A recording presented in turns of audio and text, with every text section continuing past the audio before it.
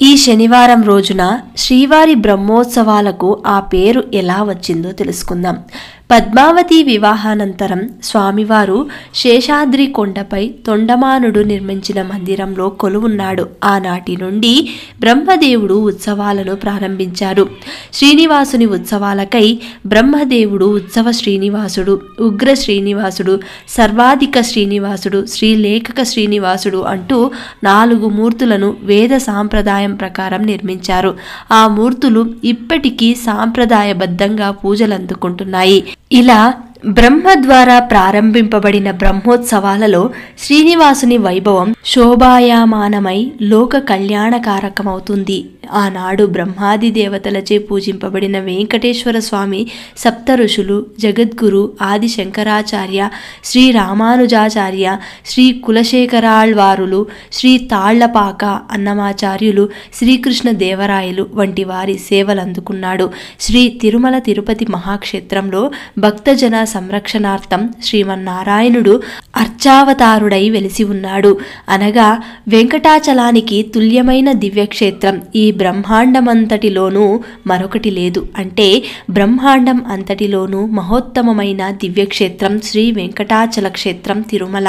శ్రీ వెంకటేశ్వర స్వామితో సరితూగగల మరొక దైవం ఎవరు ఇంతకు పూర్వం లేరు, ఇక ముందు భవిష్యత్తులో ఉండబోరు. భూత భవిష్యత్తు వర్తమానాలలో సరిసాటి లేని పరమదైవం శ్రీ వెంకటేశ్వర స్వామి. అలాంటి శేషాద్రి వాసునికి జరిగే బ్రహ్మోత్సవాలకు ఆ పేరు ఎందుకు ఏర్పడిందనే విషయం తెలుసుకోవాలంటే ముందు ఈ కథని విందాం. ఈ బ్రహ్మోత్సవాలను శ్రీ వెంకటాచలేశ్వరుని అనుగ్రహం కోరి జరిపించడం వల్ల విధాతుకు సకల మనోరథ ప్రాప్తి కలిగిందని కాబట్టి ఇవి బ్రహ్మోత్సవాలుగా ప్రసిద్ధి చెందాయని పురాణాలు చెబుతున్నాయి. శ్రీ వెంకటేశ్వర స్వామి బ్రహ్మోత్సవాలు ప్రతి సంవత్సరం సూర్యుడు కన్యారాశిలో ఉన్న సమయంలో జరుగుతాయి. అశ్వయుజ శుద్ధ పాడ్యమితో ప్రారంభమవుతాయి. ఆ ప్రారంభ దినానికి ముందు రోజున మృత్తిక గ్రహణం, అంకురారోపణం, ధ్వజారోహణం జరపబడతాయి. అదే రోజున ప్రప్రథమంగా శ్రీ వెంకటేశ్వర స్వామిని సేనానాయకుడైన శ్రీ విశ్వక్సేన భగవానుని యథావిధిగా పూజిస్తారు. విశ్వక్సేనుల వారిని చతుర్విధుల ఉత్సవం పేరిట ఊరేగించి తీసుకుని వస్తారు. విశ్వక్సేనుడు దేవాలయానికి తిరిగి వచ్చిన తర్వాత యాగశాలలో మృత్తికా గ్రహణం, అంకురారోపణం చేస్తారు.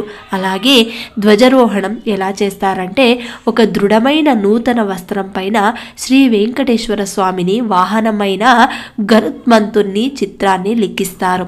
ఆ చిత్రించిన నూతన వస్త్రాన్ని శ్రీ వెంకటేశ్వర స్వామి వారి దేవాలయ ధ్వజస్తంభ శిఖరాగ్రంపై ఎగరివేస్తారు అర్చకులు. దీనినే ధ్వజారోహణం అంటారు.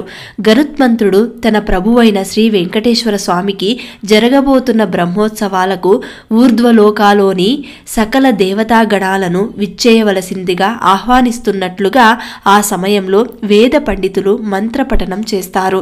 ఆ విధంగా శ్రీ వెంకటేశ్వర స్వామిని బ్రహ్మోత్సవాలు ప్రారంభమైన 9 రోజుల పాటు అంగరంగ వైభవంగా జరుపుతారు. ఇప్పుడు అర్థమైందనుకుంటాను బ్రహ్మోత్సవాలకు ఆ పేరు ఎలా వచ్చిందో.